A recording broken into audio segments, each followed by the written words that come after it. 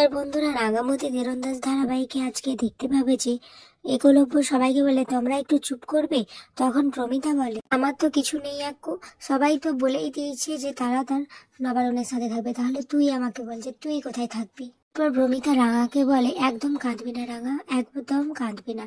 এইবারে লোক যদি সবাই ভুলেও যায় যে তোর বাবা কিভাবে আমার আক্কুকে বাঁচাচ্ছে, এবং এরাও যদি ভুলে যায় যে তুই কিভাবে বাঁচিয়েছিস সবাইকে, এমনকি আজকেও যখন তুই এই গুন্ডাগুলোর থেকে এদেরকে বাঁচালি, এরা যখন তোদের ওর কথা ভাবছে না, তাহলে তোরও উচিত এদের কথা না ভাবা। তুই যেটা করছিস বা করেছিস সেটাই হচ্ছে রাঙামতির পরিচয়। আর আমি জানি আজ না হোক কাল তোকে তো একটা নিজের পরিচিতি গড়তে হবে, বল রাঙা। এই সমস্ত স্বার্থপর লোকেদের জন্য আমি তোকে লক্ষ্যচ্যুত হতে দেব না রাঙা। আমি চিরকাল তোর পাশে যেমন ছিলাম, আছি আর থাকবো। এই বলে প্রমিতা ওখান থেকে রাঙাকে নিয়ে চলে যায়। একলব্য তো ডাকতে থাকে কিন্তু কোনো কথা শোনে না প্রমিতা। ওর একলব্য নবারণকে বলে, বাবা তুমি কি একটু থামাতে পারলে না মাকে? তখন সার্থকী বলে, তুই এরকম করে বলছিস কেন? দেখলি না মা কিরকম করলো বাবার সাথে। এদিকে নবারণ তো খুব ভেঙে পড়ে, বলে আজ থেকে এই সংসার দুভাগে ভাগ হয়ে যাবে। আর বৃন্দা তো মনে মনে খুব খুশি হয়ে বলে, আমি যেটা চেয়েছিলাম সেটাই হয়েছে। এদিকে সাত্তকী তো নবারণকে বলতে থাকে, বাবা তুমি একদম মন খারাপ করো না, ওই মেয়েটার জন্য তুমি কেন মন খারাপ করবে, আর আমরা তো সবাই তোমার পাশে আছি। এদিকে ময়না তো নবারণের কানে আরো বিষ ঢালতে শুরু করে, বলে ওই মেয়েটার জন্য আজ আমাদের পরিবারটা ছন্ন ছাড়া হয়ে গেল। এদিকে তখনই পাঞ্চালি আসে, ময়নাকে উদ্দেশ্য করে পাঞ্চালি বলে, এখন এসব কথা বাদ দাও না, মাকে নিয়ে আসে এই ঘরে। তখন রাগের মাথায় দুজনে কথা বলেছিল, এখন মা আর বাবা আলাদাভাবে কথা বলবে, সব ঠিক হয়ে যাবে।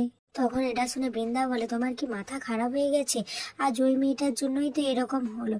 আর বাবার যা শরীরের কন্ডিশন, ভবিষ্যতে না অন্য কিছু হয়ে যায়। আর বলি হারি মাকে, মা বাবার এত বছরের সম্পর্ক শুধুমাত্র ওই মেয়েটার জন্য ভেঙে দিল। এরপর সাত্তকী তো খুব হাইপার হয়ে যায় আর বলে, আমরা তো মায়ের কেউ না, সব তো ওই রাঙা। এটা শুনে শুভ বলে, এই তুই অত হাইপার হচ্ছিস কেন, একটু শান্ত হ। সভ্য নবারণকে বলে, বাবা চলো তোমাকে ডাক্তারের কাছে নিয়ে যায়। কিন্তু নবারণ না বলে দেয় আর বলে, তোরা এখান থেকে চলে যা, আমাকে একটু একা থাকতে দেয়। আর এই সুযোগটাই সাত্তকী কাজে লাগায়, সে বাবার কাছে একটু সিম্পেথি নিতে চায়। না না বাবা, তোমাকে ছেড়ে আমরা কোথাও যাবো না, তোমার যদি কিছু হয়ে যায় তাহলে আমাদের কি হবে বলো তো। আর এইসব দেখে বৃন্দা বলে, ও বাবা, সাত্তকী যা অ্যাক্টিং করে না, একদম অসাধারণ। এসব দেখে বৃন্দাও একটু সিম্পেথি নিতে শুরু করে। আর তখন অঙ্কুর বলে, প্লিজ তোমরা একটু চুপ করবে। তখন ময়না বলে, কেন চুপ করবো অঙ্কুর, কে কোথায় থাকবে সমস্ত কিছু ঠিক করে নেওয়াই তো ভালো। এরপর পাঞ্চালি যখন বলে, ও বৌদি তুমি একটু চুপ করবে, তখন নবারণ পাঞ্চালিকে চুপ করিয়ে দিয়ে বলে, তুই তোর মাকে জিজ্ঞেস করে আজ সে বাড়ির কোন কোন জায়গাগুলো তার দরকার হবে। ওর থেকে দেখা যায় প্রমিতা তো তার সমস্ত জামা কাপড় গুছিয়ে ব্যাগ ট্যাগ গুছিয়ে রাঙার ঘরে চলে আসে। আর বাড়ির সবাই তাকে বোঝানোর চেষ্টা করে, কিন্তু সে তো কারোর কথাও বোঝে না, শুনে না। এদিকে রাঙা প্রমিতাকে বলে যে, তুই কেন এমন করছিস মা? বড়বাবু তো ঠিক কথাই বলেছে, আমি যদি ওই পুলিশের দের সাহায্য না করতাম তাহলে তো এত বড় ঘটনাটা ঘটতো না। এরপর প্রমিতা তো খুব জোরে চিৎকার করে রাঙাকে বলে, তোকে আমি এখানে থাকতে বলেছি, মানে এখানে থাকবি, কোথাও যাবি না। এটা শুনে একলব্য বলে, মা রাঙা তো ঠিক কথাই বলেছে, তাছাড়া তোমার আর বাবার মধ্যে জাস্ট কিছু বলে, তোমরা দুজনের মধ্যে বোঝাপড়াটা করে নাও না মা, তোমাদের মধ্যে যে মনোমালিন্যটা হচ্ছে সব ঠিক হয়ে যাবে। তখন প্রমিতা বলে, আমি কারো কথা কোনো শুনবো না, আমি রাঙার সাথে এখানেই থাকবো, মানে এখানেই থাকবো। এরপর কৃষ্ণা বলে, বৌদি তোমাকে ছাড়া তো এই সংসারটা সম্পূর্ণ নয়। তখন প্রমিতা বলে, তাই, কিন্তু তোমার দাদা তো বলেই যাচ্ছে যে সে নিজের হাতে এই সংসারটা গুছিয়েছে। শুনে একলব্য তো আবার নবারণের কাছে যায়, যে বলে, বাবা তুমি প্লিজ একটু শান্ত থাকো, তুমি যদি এরকম করো, মা যদি ওই রকম করবে, তাহলে কিভাবে হবে বলো তো। বৃন্দা বলে, একলব্য বাবা কেন মায়ের সাথে যে কথা বলবে, মাই তো ঝগড়াটা লাগিয়েছে, আর বাবা তো বলেই দিয়েছে মা আমাদের সাথে থাকবে আমাদেরকে নিয়ে, আর তুমি কোথায় থাকবে সেটা তোমার ডিসিশন। এদিকে একলব্য তো শুনে খুব রেগে যায় আর বলে, বড় বৌদি তোমরা প্লিজ চুপ করো, তোমরাই তো বাবাকে তাড়াচ্ছ।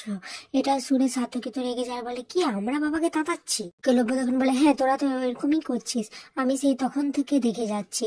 আর প্লিজ তোমরা সবাই এখান থেকে চলে যাও, আমি বাবার সাথে একটু আলাদা কথা বলতে চাই। এরপর একলব্য নবারণকে বলে, বাবা আমি খুব ভালো করে জানি তুমি আর মা দুজন দুজনকে কতটা ভালোবাসো, একে অপরকে ছাড়া যে তোমরা চলতেই পারবে না। এই সন্তান হিসেবে তোমাদের কাছে রিকোয়েস্ট করছি যে তোমরা সব ঠিক করে নাও।